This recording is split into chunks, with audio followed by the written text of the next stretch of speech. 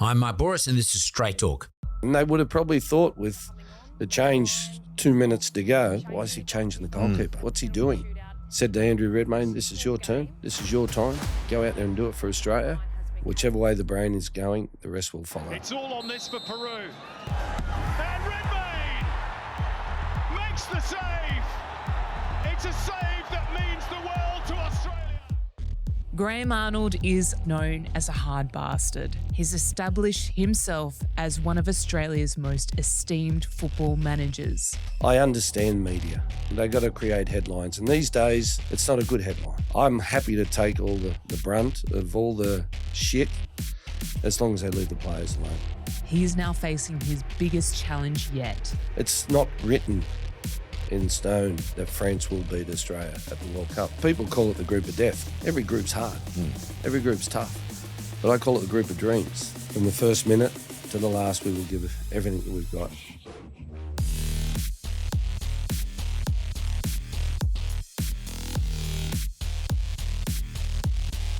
Graham Arnold, welcome to Straight Talk, mate. Thanks, Mark. Great Good to see you. You too. We know each other through a mutual friend of ours, Jeff Fenech, and usually we're out there listening to Jeff carry on. And I've done a few interviews when you've been there with Jeff, sitting around, we've been supporting him. And we just said on a really important point. I mean, we were talking about before we started, and I think it's a really important point.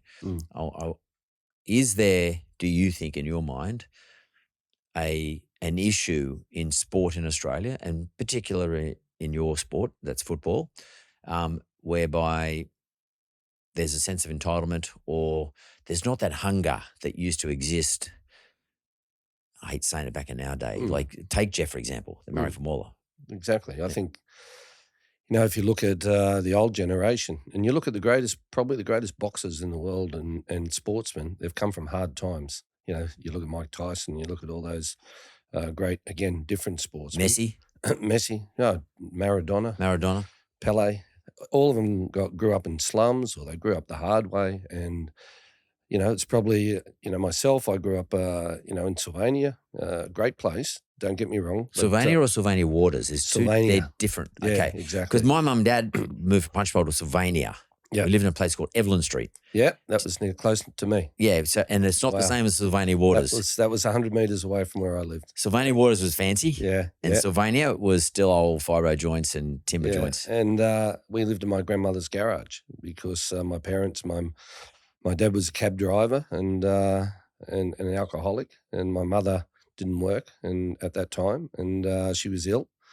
And so from the age of 1 or 2, we lived in my grandmother's garage for 23 years until I could afford or till I went overseas, got married and then went overseas. But getting back to that, what you're saying, Mark, is I truly believe that, the old Aussie way was, the hard way. And it's probably my generation that has made it different, and that what we didn't have as kids, we wanted to give our kids, and that was a beautiful white picket fence around a beautiful house and give them everything they wanted. And especially when it comes to Australian sport, that we haven't learned. We don't hurt anymore when we lose. And when I say that, it's all of our main sports, AFL, cricket, rugby league, soccer or football, there's no relegation. No promotion, no relegation. What do you mean by relegation? You mean get dropped to a different division? Yeah.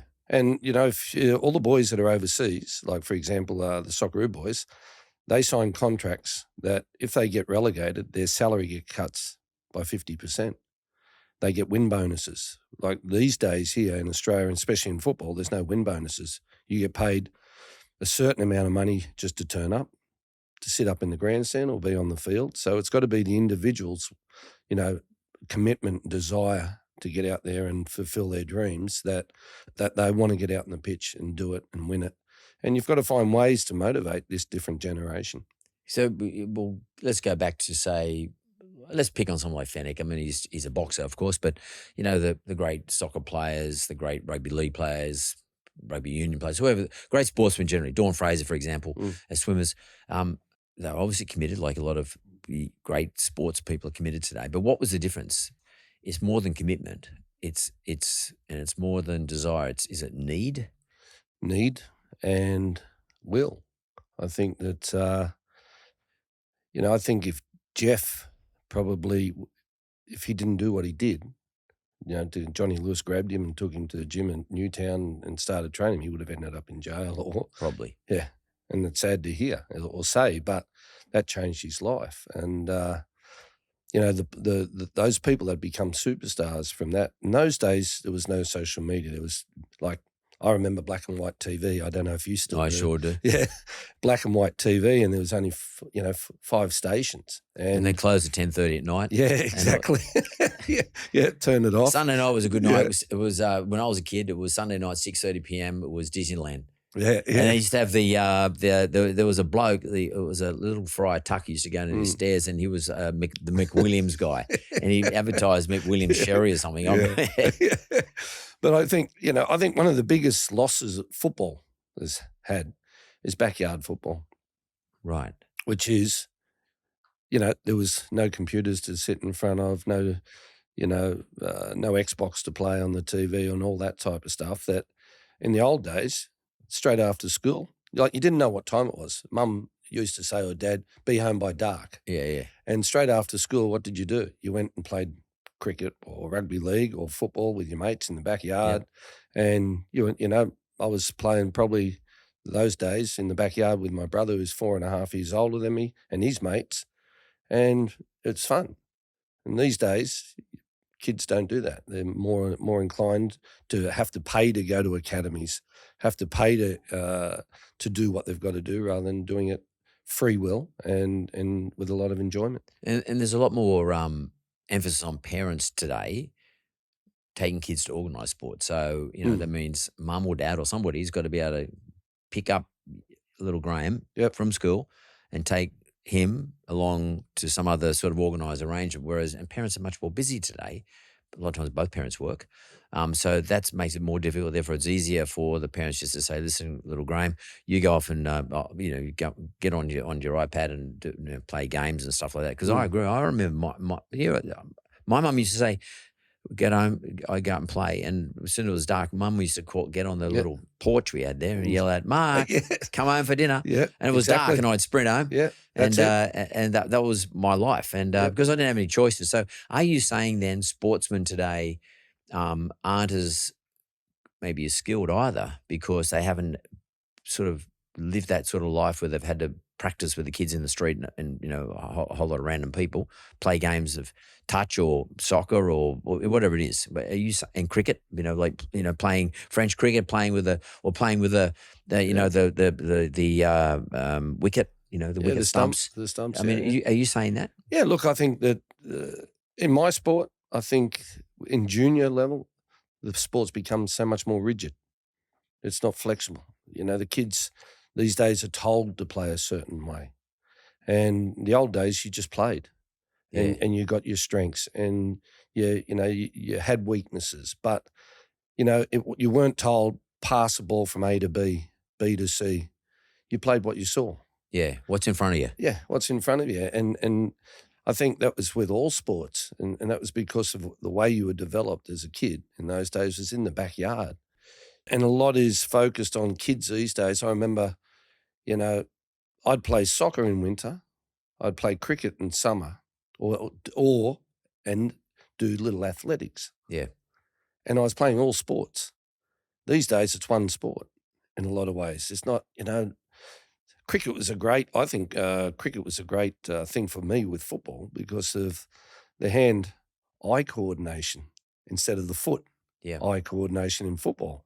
So the hand-eye coordination in cricket was and the ball obviously much smaller and it helped with football. Maybe Maradona played cricket, which is the reason why he was so good in the '86 final when he shot his hand up there in Mexico City. Yeah. Oh, it's volleyball. Volleyball, the hand of God. So that's very interesting that you should say that. And so if I then say to you, well, other countries like Brazil and like a lot of other countries, like European countries, and African countries in particular, and even places like India, which doesn't play football as such, but or it's not a prevalent sport there. But if you look at those places, they're always going to develop their kids through those environments that you just described that we lived our lives in. therefore, by definition, they've got a head start on us. Yeah. Brazil is, most of their skills and development is on the beach.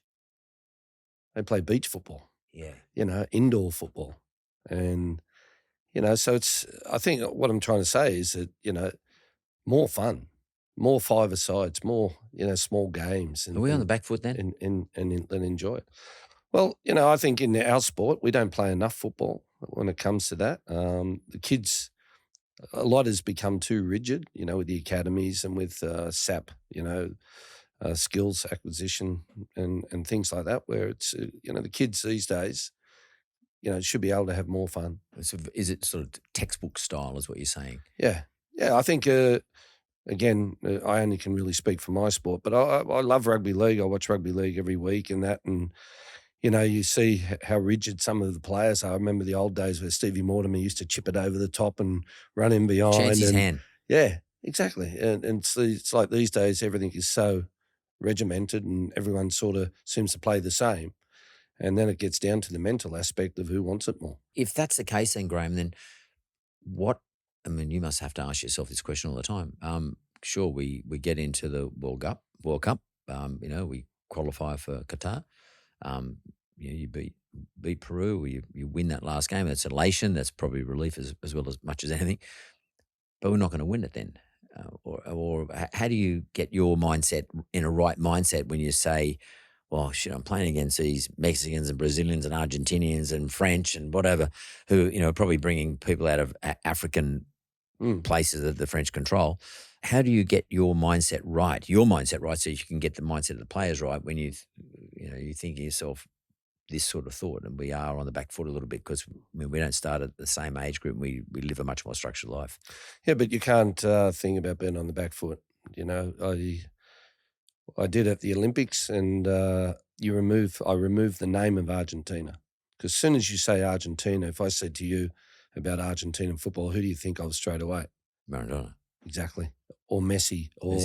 So it's more of I've gone back, and I went back to, and I did that against Peru, this is a boxing match. This is 1v1. This is 11v11. Yep. It's all mindset. If you are going to look at the names on the team sheet, if you're going to look at the badge on the opposition shirt, yeah, of course, they've had better achievements than us as a nation. Australia's only ever won 2 games at a World Cup, ever. One in 2006 and one in 2010. And for me, the mindset is everything. The brain, whichever way the brain is going, the rest will follow. And so from my mindset is we're going to go there to the World Cup with high expectations, but also with a lot of belief, because we've beaten Peru. Peru were ranked number 22 in the world, and we were 42. And we showed that game, especially, that we went back to the old Aussie DNA way, and that is backs to the wall. We go forward. We believe in ourselves. We go out there. We win our own 1v1 battles, and I don't care who that's against. When it's up against France first game, we have respect for the opposition, France, but let's not talk about them. Let's talk about us. Let's look at what our strengths are, and of course they have strengths, but we will nullify them. And the mindset will be to go out there and give our best. Who's in the pool? So you've got France, obviously. France, first game. First game. Second game is Tunisia. Third game is Denmark. So, okay, pretty good territory. Yeah, but look, people call it the group of death. It's crazy because you're going to a World Cup, 32 nations. Every group's hard. Every group's tough. But I call it the group of dreams. Because what would you, this is something that you're going to remember for the rest of your life. Well, title fights every time, and if you win, it puts you way up there on the map. Exactly. And this is an opportunity for all these boys to show what their worth is and what they've got, and to show the world and to make the nation proud. How do you keep them on that journey? Because they're young men. How many in the squad? 26. 26 in the squad, okay. So you got 26 young men, not as experienced, or not that experienced in life, so to speak. Keep them on track. They will read shit, which they probably shouldn't read. Do you say to them, don't read anything? Do you put a ban on media? Not media. I discourage them to get on social media. Encourage them to not be on social media. Just stay off social media. Stay off. Yeah. I don't do it. I can't even. I don't even look at it. Can't even turn on. You won't read any good on social media. So get off it. Yeah. And it can have a mental effect. You know, I say to the boys before you go to bed, don't look at social media. Listen to music or listen to a comedian. Because if you're laughing before you go to sleep, you'll have a great sleep. I'm like that now. Yeah. I'm serious. I go on to Netflix and I find the comedy channel and just before I go to sleep. And Mark, that's, sleep is so important and with a relaxation, but sleep is so important. If the last thing you read or if the last thing you watch is Channel 9 News, there's nothing positive. Yeah, see people shooting each other in Ukraine. Yeah. You get stressed out. Well, and you don't sleep well. Yeah, because 100%. You're in a negative mindset. So you need to relax the brain and the mind and go to bed and have a great sleep. And that, again, is just listening to music, listening to comedian. And try to keep the boys relaxed. But at the same time, building that belief with the players that, that everything is possible. Everything is possible. It's not written in stone that France will beat Australia at the World Cup. It's still 0-0. It's still, we have a great opportunity. And you've just got to go out in the field and believe in yourselves and give it everything that you've got and play to the best of your ability. You have to, the hardest thing for us or international coaching is you don't have any control of the fitness levels of the players because they come into camp 7 days before and they've got to be ready. So at their clubs, I'm in communication with them all the time talking about, that side of it. You've got to work hard. You have to be the fittest you've ever been in your life. You've got to be ready to run for 90 minutes like a lunatic, the most you've ever ran on the pitch. Because if the opposition, again, the 1v1, France have got strengths. We have to take those strengths away from them. And that is obviously them with the ball, their quality on the ball. Well, we've got to be in their face for 90 minutes and put pressure on them defensively. It's funny you should say that because you and I have a common friendship with Jeff Fenech, and he was a skilled fighter, but he was definitely the fittest fighter on the planet. Probably would go down as the fittest fighter ever. And he just was relentless. He would just attack and attack and attack and then defend, but then still attack. Relentless in his sport. Is that something that you think, whilst France might have some big names, highly skilled, really experienced, blah blah blah, world stage, that our players might be able to beat not just through fitness, but at least match them with fitness, and then be relentless? Is that part of your mindset for relentlessness? The best meaning of defence is attack, and that's the best way. And if you're going to sit back and let them play to their strengths, which is having the ball, and we sit deep and just try to stop them. I've never coached that way, Mark. I don't believe in, I felt watching the 2018 World Cup, we went out and we tried not to lose. Yeah, then you're going to lose. I expect our boys to go out and give their best to win and be on the front foot and really, really make the nation proud, but also their families, their friends, and themselves proud, because it's a one-off situation a lot of times where you only get this opportunity in life once. And so let's take that and, go out there, and if the opposition, as I said, the old way, you talk about Jeff, but the old way is if that other guy runs 8Ks or 10Ks, but you run 13, like 1v1 battle, 11v11, that's your man. Win that fight. If you win 8 fights out of 11 on the pitch, you've got a good chance of winning. You get the chocolates. Yeah. Well, we might not be technically as good as those other nations. We might not be tactically as good as those nations, but physically we can be better, and mentally. And that's a big thing for me. The mental aspect of elite sport these days, and whatever, in any occupation, is, if the mind is clear, the mind is right, then you can achieve anything. When you look at the players that you want in your side, at what point, knowing that the World Cup's in November, isn't it? Yep. So you'll let's say, are you looking at them a year or two before or 3 years before, and What's your interaction with them? Because they're playing at club level. Let's just take the Olympics out of it, but they're playing at club level. So what is your interaction with them and their coaches? To start, 3 years ago when I took on the job, 4 years ago when I took on the job, I was, when I went to that World Cup, I walked away from there and I thought, how am I going to replace Tim Cahill, Mile Jednak, Mark Milligan and that? And we had no kids coming through. So that's why I did the Olympic team. I did that against the wishes of David Gallup at the time and the board, because if we didn't do well at the Olympics or we didn't qualify for the Olympics, I'd cop the criticism, which would then have a dampener on the Socceroos. And for me, it's just try to help kids have lives and careers and fulfill their dreams. And so communication is the key. And I took on that Olympic job with the Socceroo boys. I'm in contact with them every week, just texting. Well, I'm watching their games every week because they're at Clubland. If one of them scores, I send them a text, that congratulations and great goal, or, keep up the good work. You're playing well. If someone's struggling and they're not playing, I'll send them a text, give me a call if you need my help.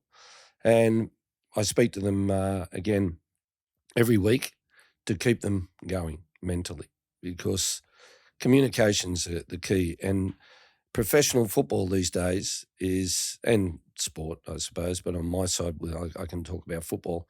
It's really become one life, and that's professional.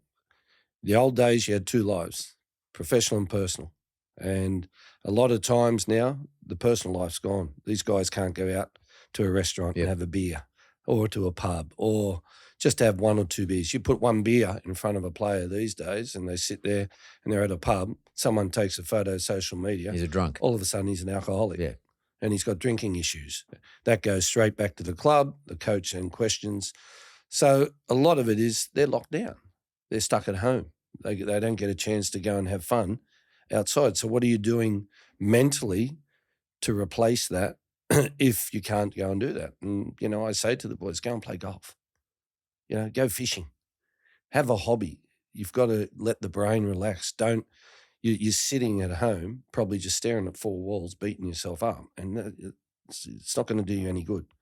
So, making sure that the care side of it. I'm not a coach. Probably, Mark, I've changed a hell of a lot because, the old days it was more about me. Probably 10 years ago it was, I want to be the top coach. I want to, achieve all this. But I have worked out over that time that get the players ready, get them mentally right, be there to support them, and they will perform. And in the end, I'll get the rewards. Who looks after Graham Arnold then? Because, you get... I got this British bulldog at home. He's great. Win, lose or draw, he's the same. Well, no, but actually, funnily enough, pets are a great outcome. Don't get me wrong. I accept it, but whilst you're doing all this, you're sort of taking it all, and you probably are reading the newspapers, and you are being interviewed. No. And you are answerable to, Gallup and all the others, who was there. You're answerable to your board and what have you, the people who appoint you. You're answerable to the parents of the kids that play for you. You're answerable to the kids themselves, the boys themselves. You're answerable to Australia to some extent. If we don't get the World Cup, they're going to find someone to blame. Media will blame you for sure. Yeah. That's draining, or it's not draining. Does it drain you? It's time consuming, but it's something that I enjoy. And honestly, Mark, it's more about me helping kids have great lives. I've had a fantastic life, mate. And it won't happen, but if it wasn't here next week, and if I wasn't here next week, well, then I couldn't blow up because, I've been involved in football, world sport for 40 years as a professional footballer. Then I went into being an assistant coach with Gus Hiddink and Frank Farina before him, and been to World Cups. I've been to 4 Olympics. I've been, and now coaching. I've had a great life, mate. If I could help a couple of dozen kids have the same life I've had, that'd make me so happy, because it's really great to be involved in a sport in that industry. I understand media. I've been around that long. I understand that they've got a job to do. They've got to put food on the table for their families. They've got to pay mortgages. So You got to sell newspapers. they've got to sell, and they've got to create headlines. And these days, it's not a good headline. These days, the way they get their clickbait and they get their money is everything's got to be negative. And but I understand how that is. So for me, I'm happy to take all the brunt of all the shit as long as they leave the players alone. And, if that, and the players see that and they know that. They see that I'm, during the campaign, they could see I was copping a lot of criticism for stuff that wasn't my fault. And at the same time, that I couldn't really help with. But the most important thing is they leave the players alone and the players have an opportunity to, fulfill their dreams, because it's a tough industry. Elite sport is now, because of social media and that, it's tough. And it's about, every time I believe when they come into camp, I've changed my ways again of coaching, that I've gone from probably being more of a dictator, hard on players and, you do this and you do that, to more of a father figure where I'm here to help as a father. And Is that what you say to them? yeah. Because, it's I've had these experiences for that many years that I've nearly experienced everything that you can go through as a player, injuries, and people don't understand the mental effect it has on sportsmen and players when they're injured, and if they're out for a long time injured, or if they're dropped and they're not playing. And I believe that players number 1 to 11, I don't need to communicate that much with. I don't need to. I leave them alone, let them relax, because they're playing, they're happy. Player 12 to 26, the ones who aren't playing, are the ones I've got to put my arm around and have a bit of a joke with and a bit of a laugh and check in on, and because they want to play. So they're the ones that need more work to keep the energy up and the morale in the dressing room. And you need that 12 to 26 too, because if 1 to 11, someone from 1 to 11 gets injured, you need someone just to drop straight into that spot. 100%. And they've got to be on. Yeah. They can't be doubting themselves, starting to wonder whether or not they're any good. One of the greatest, and I got him in Qatar to talk to the boys, Tim Cahill. One of the greatest things I've seen and being involved in and seeing a reaction. And in 2006 against Japan, Timmy got dropped, started on the bench. People these days probably can't remember that because they remember him scoring the 2 goals. But Gus hitting put him on the bench. And I had to go tell Timmy that he was on the bench, because Gus was very hard, because he wasn't with us that long. He was part-time and he was with us for only 10 months. And so I went and told Timmy, because I knew Timmy better, and that he wasn't starting. And he was pissed off. But his reaction was, when I get on that pitch, I'm going to show you why you shouldn't have left me on the sideline. And he came on in the 78th minute, 76th minute, scored 2 goals within 5 minutes. And, incredible reaction. Instead of sulking, instead of, taking the energy down in the group, he was loud. He was in the dressing room, come on, get out there and, come on, guys. And he was really supportive and that. But as soon as he came on, it was this motivation and drive of, I'm going to show you why you guys stuffed up. And I guess that motivated the whole team too. Yeah. I mean, it's long in the game, but it still motivated everybody. Yeah. Do you get someone like Tim Cahill come and speak to the players now? Yeah. I used Timmy in Qatar because Timmy played with this generation in the last World Cup campaign. He was 36 years of age, and these players that we got now, 28, 29s, were early 20s, 23, 24. And Timmy had a relationship with them. Timmy is a great leader. He really leads by example. And I felt that in a lot of ways with the COVID stuff that we lacked leadership on the field. When something went wrong on the field, if we gave a penalty away, it seemed that we fell apart. And that takes then the leaders on the field to take over and say, okay, that's done. Let's keep doing our job. Let's keep going forward and that. And so I do that. I got Jeff Fenech to do a video, because Jeff, in my mindset, the way I am anyway, and was he changed my life in a lot of ways without knowing. And it wasn't till he was nearly retired that I actually met him. But I was just so fascinated that when I was 18, 19 years of age and I wanted to be a professional footballer, and I listened to him on radio, boxing, of how a guy could hardly be an amateur and go to the Olympics and get a bronze medal.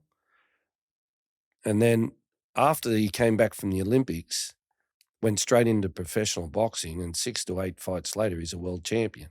Well, he's the fastest world champion I think we've had in our history here. And what really got into my brain was, how does he prepare for that? How is it the pressure walking into the Sydney Entertainment Centre, Hordern Pavilion, with the crowd, and then it's 1v1. Yeah. Once you get in that ring, you're on your own. And I was fascinated by it, and football's no different. It is because it's 11v11. Don't think that the other 10 can cover your ass if you make a mistake. It's got to be, you've got to be on song. You've got to be ready to win this battle. And I got Jeff in the last. I just woke up 2 days before the game, and This is Peru. Before Peru. Yep. And it was just out of, I don't know why I did it. It was like, Jeff, can you talk to the boys? What made you become a world champion? How did you do that? And he said, no worries. And he did a video. And my production team at FA, they did a fantastic video of him fighting, not just Jeff talking. Claude's, and he had a wine bar behind him.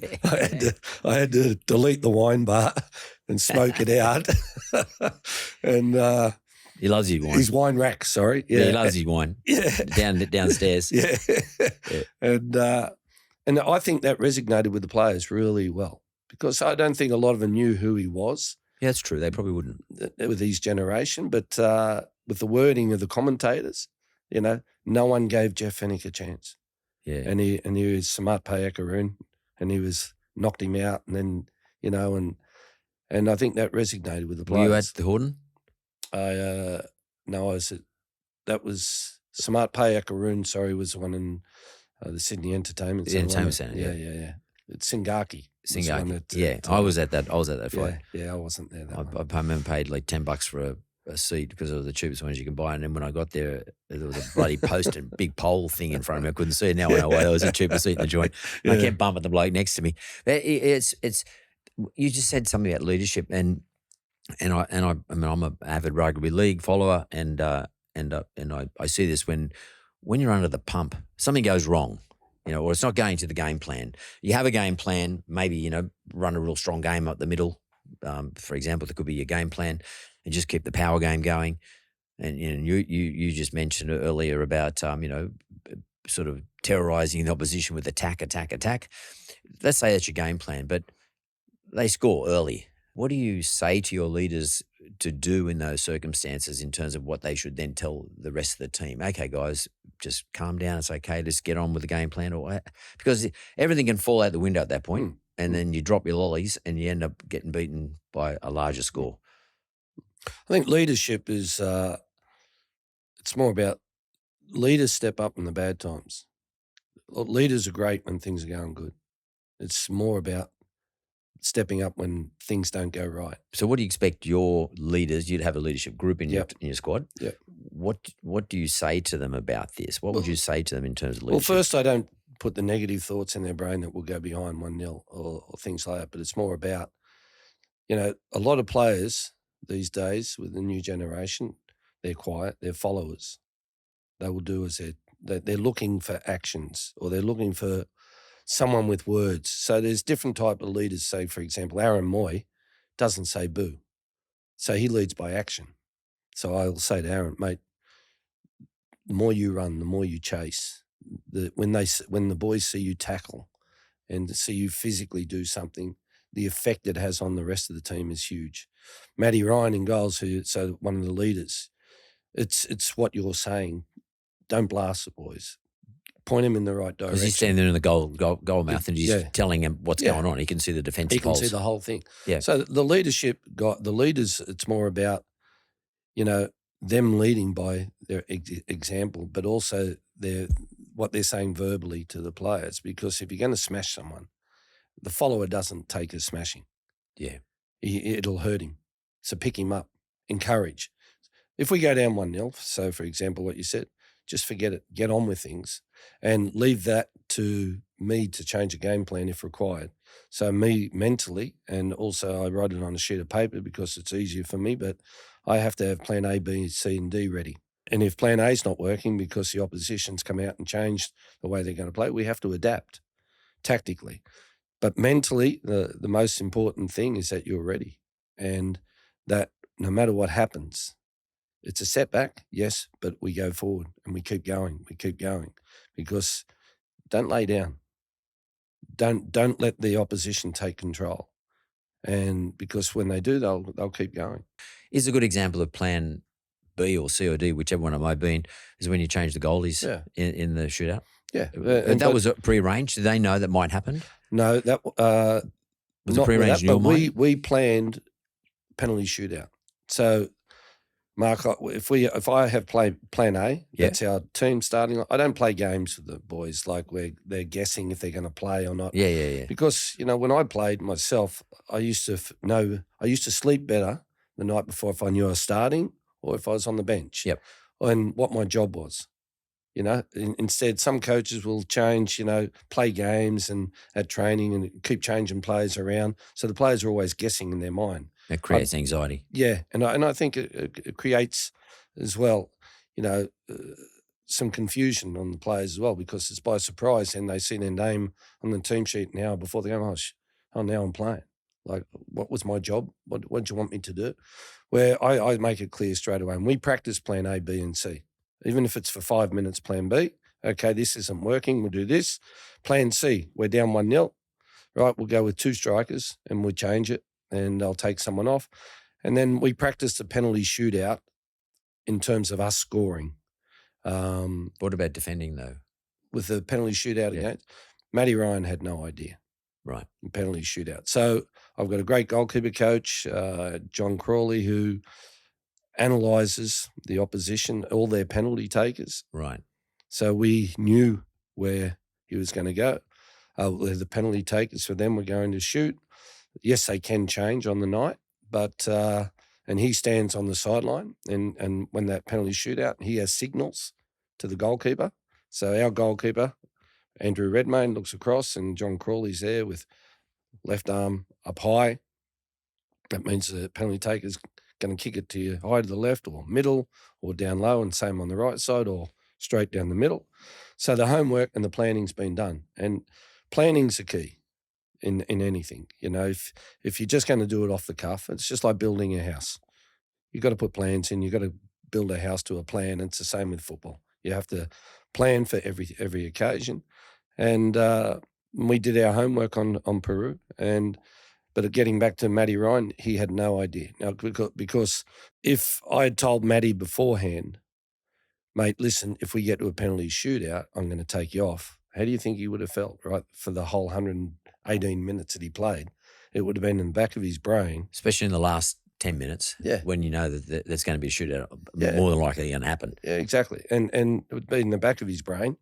And then he makes a slip up and we go down 1-0 and it's all over. So it was something that I had made a decision on probably 2 weeks before. 3 weeks before, we practiced the penalty shootouts at training before the UAE game and then obviously before Peru. And then it was a surprise decision to everyone. Andrew Redmayne had been told to study the opposition penalties just in case we did get to a penalty shootout. So he was sort of notified but wasn't confirmed. And then when it happened, the most important thing again, Mark, was when it happened and I made the change and Matty didn't know, it was more than about his reaction. If he reacted poorly and was pissed off and came off the pitch and what the hell's going on and was body language and it could have affected our whole penalty shootout. But the first thing he did was he walked off and he said to Andrew Redmayne, this is your turn. This is your time. Go out there and do it for Australia. really supportive, and reacted very well. And Is that it because Redmayne's like bigger or taller, or what was that about? Like a it was honestly two aspects. Fresh. Yeah, but two aspects. One was, yes, Redmayne has probably got a metre extra reach, and there's a new rule these days with penalties that you've got to have a part of your foot on the line when the ball is kicked, which means the goalkeeper he moves later than what they used to. And Redmayne does have that reach. Redmayne was prepared to do the Wiggles action where, with all the arms and that going on, where Matty probably wouldn't have done that. But the most important thing was probably just to get in myself was more around to get into the brains of the Peruvians of. Yeah, they saw the change. Yeah. And they would have probably thought with the change 2 minutes to go that why is he changing the goalkeeper? Like, why? I was going to ask you that because what's he doing? Yeah. Like Matty Ryan's their number one. He's the top goalkeeper, and why would he do that? And it was more about because I felt like Redmayne is a very good penalty saver. I coached him at Sydney FC, so knowing the players that well, I knew that what Redders could bring, and I knew he'd give that distraction with the movement that he did, the Wiggles. But again, it was more about the Peruvians looking. They wouldn't have studied Redmayne. Yeah, they wouldn't have. They would have looked at Matty, maybe looked at Matty as a penalty saver and said, right, well, if we can just put the ball half a metre inside each side of the post, he's going to struggle to get there. Where then with Redmayne, they saw his height. And if you look at the penalties, one hit the post. So they actually maybe mentally, they thought, oh, we've got to hit it closer to the post to get it in past this guy than what we would have had to do with Matty. There's more risk associated with that. That's very interesting. I can I ask you, this is a little left field, but we don't see many Indigenous boys, First Nations football players, as in soccer football, as opposed to rugby league. But we see them, they're obviously prevalent in rugby league and rugby union. Why is that? Well, I think the AFL and the NRL do a really good job early on in the Indigenous boys' careers or lives, with getting out to the schools in those areas. I went during COVID or just after COVID, I went up to Alice Springs and Tennants Creek and that to coach some Indigenous kids because I was just sick of sitting around with COVID and that. And I really learned a lot about, the Indigenous way and the difficulties up there. And I would say to every coach who coaches Australia in any sport, they should go and do that because it was really an interesting thing. But I think that the NRL and the AFL, especially AFL, they really get out to the schools early and get the kids interested in those sports. And I think maybe soccer has become too expensive. Yeah, as a kid, for the parents to take the kids to. Yeah, is it an expensive game to play as a kid? It is. I mean, relatively speaking. Yeah, it's becoming that way. How do you mean, like? Well, academies and things like that, you're paying $2,000 a year, right? To learn and play the game. Do they do scholarships for these academies?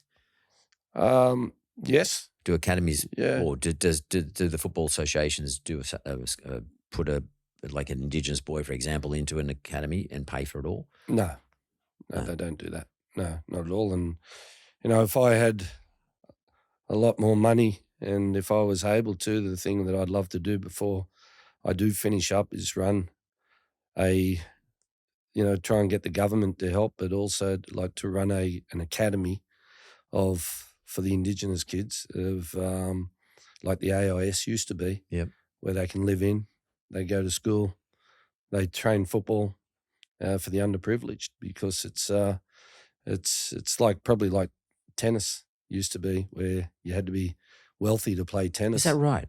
Is in that category now? I think so. Yeah, I think it's. But what happened to the days when it was all the Sydney Olympic, the Greek kids played for them, the Croatian boys played for the Croatian side. I mean, like that was a pathway for your culture or your family's background. Yeah. Is it like that now? Oh well, no. I think in the early 2000s when the old NSL shut down, we got rid of the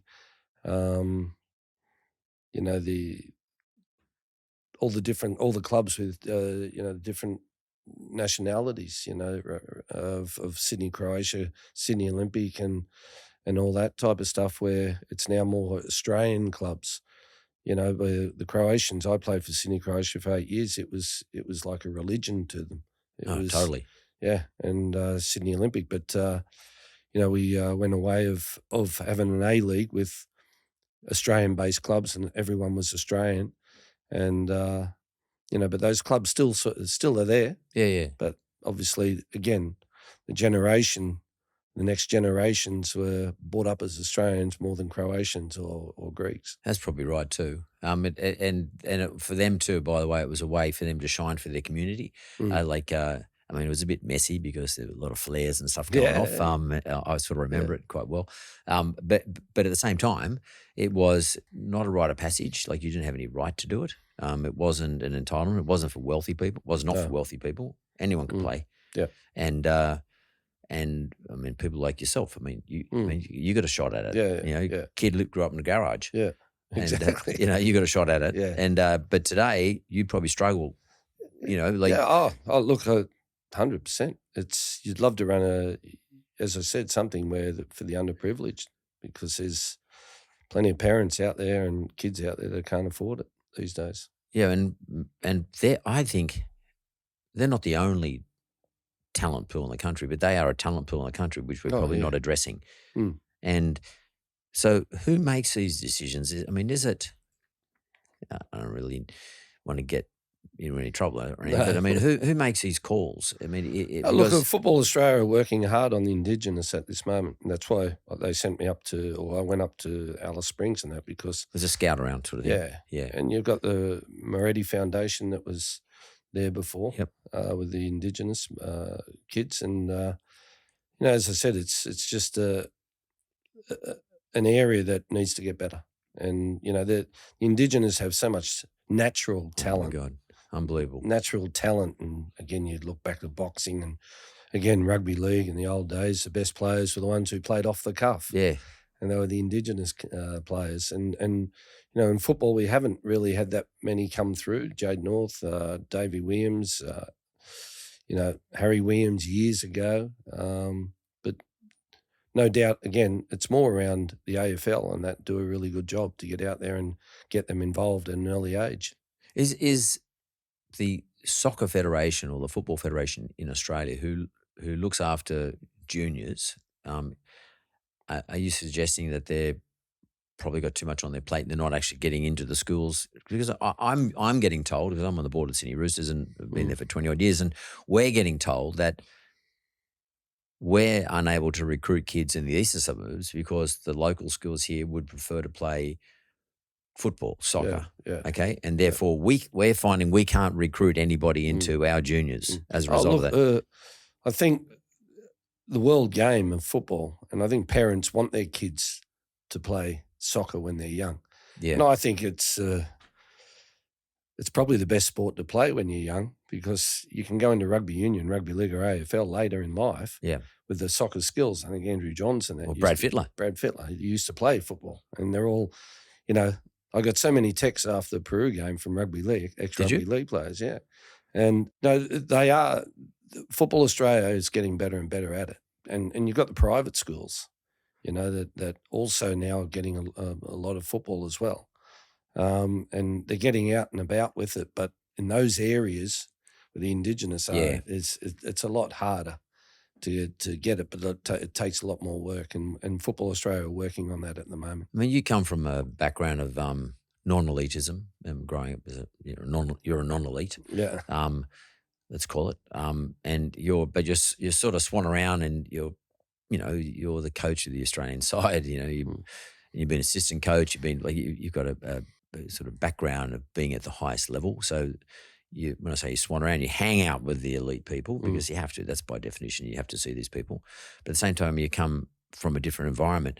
Do you ever feel conflicted sometimes? Damn, I really want to look after the people that I come from, the people I identify with as a kid. Yeah, and I've still got mates from all those years ago, and when you can say, you can catch up with the elite people. It's great, but I don't forget where I come from. Yeah. And a lot of people say to me how humble I am and how, just normal I am. Well, that's me. You're not trying to be that dude. No, I don't. Yeah. I don't want to be. I actually don't enjoy that, Mark. Really, to be honest, it's like if I go out, I wear a cap and I try to hide, a little bit. If I go and have a beer with some mates and that, I don't really love that recognition side of things. I just love the game and love to help people and if I can help, as I've said before, if I can help kids and help, players become better players, that's the most important thing for me. When I remember I was in Germany and I was in Berlin, and when Australia played Italy, Mm-hmm. and we had that incident, the theatrics. Yeah. How do you coach around the theatrics of some countries? And I probably should ask you in the first place. And we've seen it, by the way, we've seen it from Argentina and those are going back. But the Italians are not the only ones. No. Do we still see those theatrics, and how do you coach in that regard? What do you say to your players? I think it's, we had that situation at the Olympics. We played Argentina. We beat them 2-0, which is an incredible result, but we had 7 yellow cards. And because the different nations and they play different ways, and it is a game still in a part of South American football that they still have those theatrics, but it's got to be more about us, right? Not getting involved in it, and with frustration if the opposition dive or that we don't react to it, we just play on. Don't kick the ball out and stop the game. Play on. They'll soon get up. If we're not kicking the ball out and letting them control those things. So, it's something that you make the players aware of. But the biggest thing is the referees that come from those different nations. So if they're refereeing in Brazil and Argentina and they're used to those theatrics, well then, when we come to play, not against them because they can't referee a South American opposition, but, you can get away with some things. With those type of referees. So I thought the referees we had against Peru was Slovenian,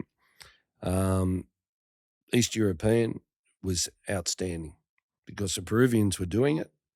And, I said to the players before the game, we showed them some clips of their actions and they try to milk free kicks in and around the box. They try to create, milk a penalty and that of, we showed them what they do, but at the same time, the referee didn't get involved at all. So, because I remember watching some years ago now, Yugoslavian teams play. I don't know whether Serbia or Croatia, Serbia, but they play tough. They play tough, like seriously tough. Slovenia is the same. Slovenia, Slovakia, Czech, but they play tough. And they're big, strong fellas, but they play like they're playing rugby league. They're very physical towards you. Then you get on the flip side, you might play Italy or some of the South American sides.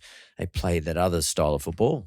Beautiful to watch, beautifully skilled, but plenty of you hurt me or you touched me or whatever the case may be, and collapsing in front of the referee. So the point you're trying to make then is for us, it would seem to me the Eastern European style of football is probably more our style. We can handle pretty much that type of style, and therefore we'd like a referee from those environments because they don't put up with that other shit. Yeah, exactly. But the thing is, again, like if a player feels like one of their players has dived or something, try and pick him up. Just grab him, pick him up, and just get on with it. Don't get frustrated because if you start like throwing your arms up in the air, they'll keep doing it. And you draw more attention to yourself too. Exactly. It's interesting. It's because I think those theatrics are mind games and they're trying to fuck you up. They're basically trying to put you off your game. Yeah.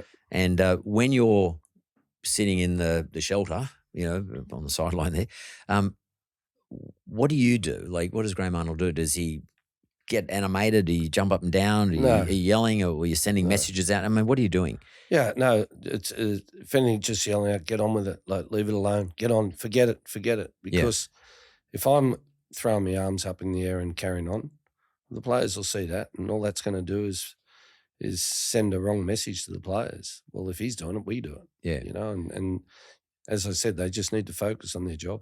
We do see it though in coaching boxes, the coaching crew.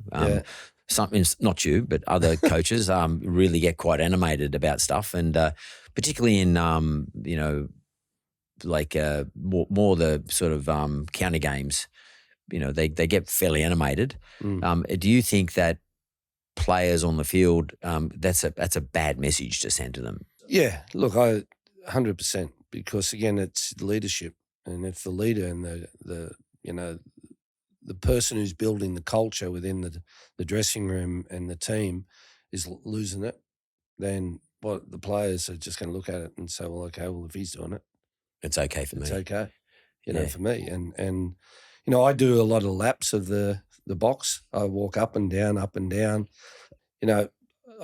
think I've had a yellow card or anything. I've had one red card. That was, again, when I was a different coach 10 years ago, and I got sent off, but I haven't done it since, because I've really realised that the mind aspect, the mental side of things is so big on a player. And as long as you keep that mind clear and you're setting the example right, then the players will follow.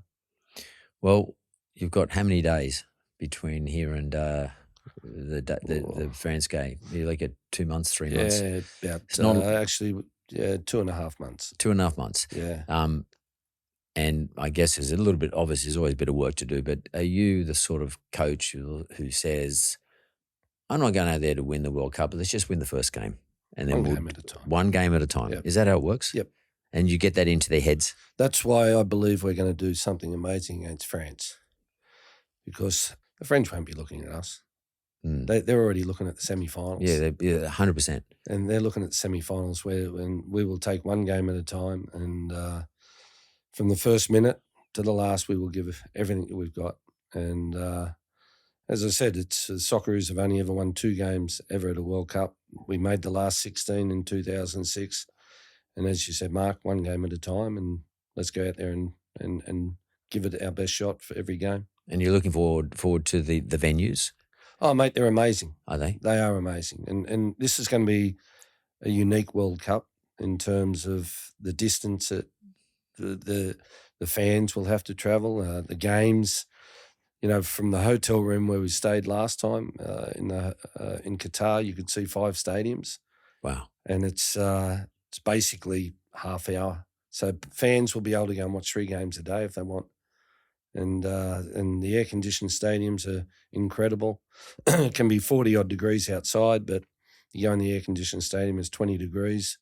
It's fantastic, and with no roof. And what about crowds? This is my final question to you, but I'm just thinking as you were talking then, because I've been to a number of World Cup finals or World Cups, and I remember when I was in France, in Stade de Paris, whatever it was called, and when France won, and France was playing Brazil in the final, and the French crowd, every time Brazil got close to kicking a goal or getting ready to strike, they had this crazy whistle that they whistled at them. The whole stadium whistled, and it put the Brazilians right off. Yeah, completely put them off.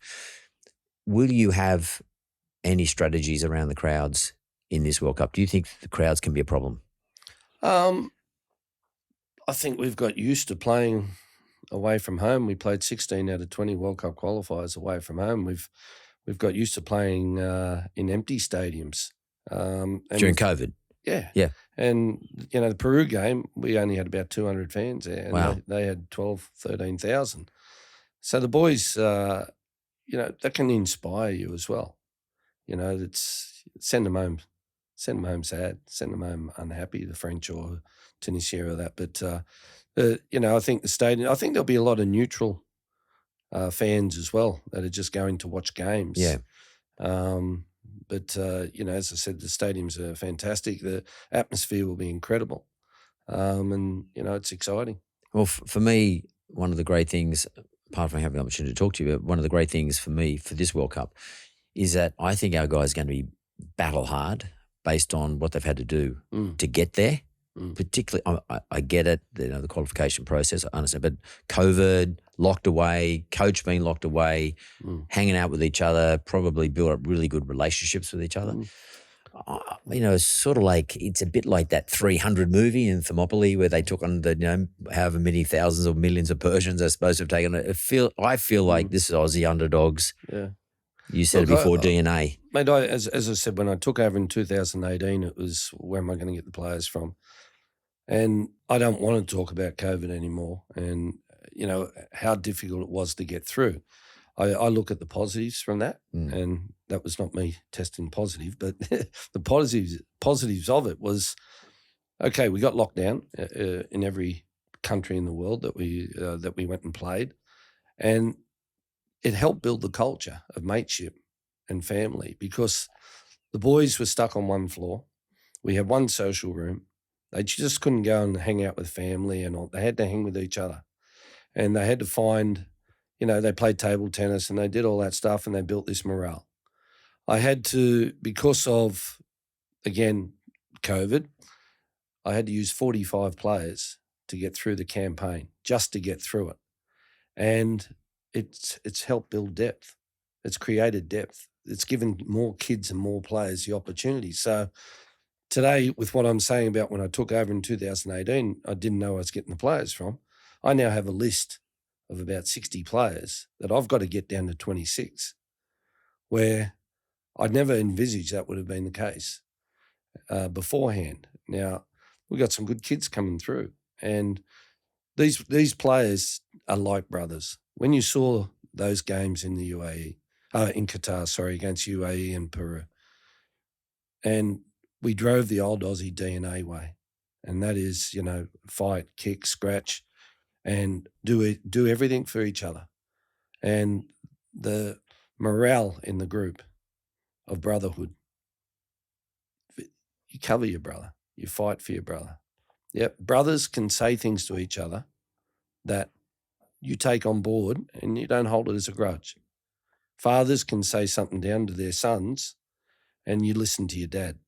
Do you do that? Yes. Okay. So I even, Mark, feel that during COVID, I became too soft because I had to ring every player nearly to make sure that they were fine to come and wanted to come to Vietnam to play with PCR testing, with the chance of, if you get COVID of international travel, you've got to go into a 14-day quarantine hotel in Vietnam, and the stress related with that.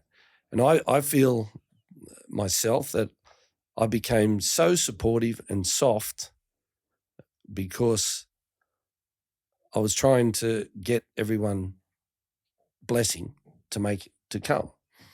But then once the Qatar thing, once we got to Qatar, I started being a father figure.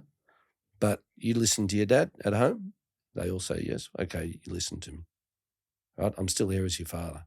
And the Socceroos always, Mark, have had a remarkable culture. And I'm bringing Gus Hiddink out for these games against New Zealand because Gus, if you asked him what was his most enjoyable jobs, Socceroos is in the top 3. Wow. Because he loves the Australian way, that you can say things to each other and they don't take it personally. And to have Gus to come out for these New Zealand games, to give him, for the boys, this generation of players, they grew up, they would have been 10 years of age when Gus qualified us for the World Cup. So my method and my madness is they've heard my voice for 4 years.